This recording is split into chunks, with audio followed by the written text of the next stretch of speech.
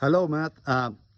Could you please tell us how the Total Grazing Program online course has helped you and when you took it for the first time?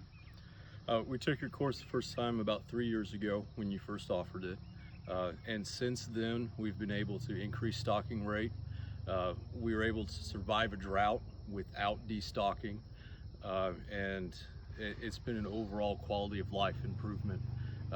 It's been just amazing for us for the ranch. What happened to the price per round bale last year when you were in a drought? We were able to get round bales for about $40 to $45, and if you could get them, they would cost $120 up.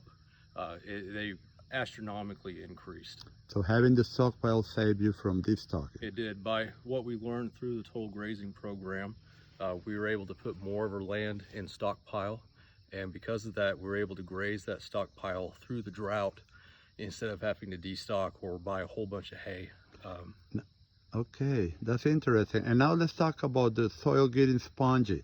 We know that spongy soil will be more productive than a hard or capped soil. So tell me, when does the soil get more spongy? With the where you stockpile or where you rotate? So the sponginess comes from the stockpiling, and after that stockpile season, it's very easy to get posts into the ground, and the soil just becomes loamy and soft, and you can feel that bounce to the soil when you step on it. Has that helped you get the better species come in? Oh yes, there's some native grasses that have shown up because of our management system, and a lot more desirable plants like orchard grass instead of fescue. Yeah, and I saw switchgrass, Indian grass, big blue stem and small little blue stem, right? Yes. Okay, so that will help you a lot because they have deep roots. And now on the genetics side, how would you rate your genetics in terms of adaptation and the ability to improve the land on which they graze? Now our animals are suited for our environment. And when there's harmony between your animals and your environment, that's when you can start actually making improvements to the soil and to the land and to your ecosystem. Without your animals being in sync with your environment, it's impossible basically to make progress. And what about the birthing season? Has that helped you too? Yes, we've got a single 45-day calving season now. And because of that, our entire management system is a lot easier. It's become simplified and streamlined. The animals at market are relatively the same size, so we get a better price for that. There's been so many implementations that we've done that have improved quality of life as well as profitability. Now let's talk about the nutrition side. What mineral program are you using with your adapted livestock? So we're doing Steve Campbell's sea minerals, and we're currently using C90 sea salts, and we're getting a consumption of 2 to 3 ounces per head per day with the sea salt, and that's in combination with the sodium bicarb and Redmond's conditioner, and that's our entire mineral program.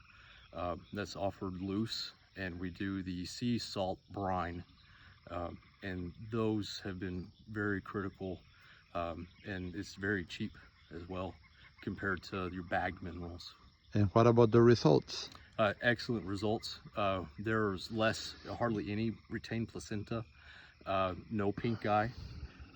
We had one bout of scours a few years ago, but we cleared it up by increasing the amount of sea salts and electrolytes because of that. So it's been a really good health boost for the animals. The slicking also, the animals slick off sooner than they had previously. And what do you see in the future for this farm? I hope as we continue to work through this that we get up to 1 acre per animal and maybe beyond that, but I do feel that 1 acre per animal is achievable and hopefully not too far away for us. Yes, you will sure do that. You will get there. But what's the average stocking rate in this area? It's about 4 acres per cow, roughly. Does that include the hay or no? No. They bring the hay from outside? Yes. So you're way beyond Yes. that. Everyone here feeds hay. Almost everyone feeds hay at least 6 months Out of the year. out of the year. I've seen that happen even in Florida. It's crazy. Yes. People need to really learn these new ways that are old ways. We're going back to the future. Yes. Okay, Matt. Well, thank you very much and keep the good work. You're getting wonderful results. And this is a showcase for anyone that wants to see all of this work together, creating a symbiosis between the plants, the soil, and the cattle, and the owner. Thank you very much. Thank you, sir.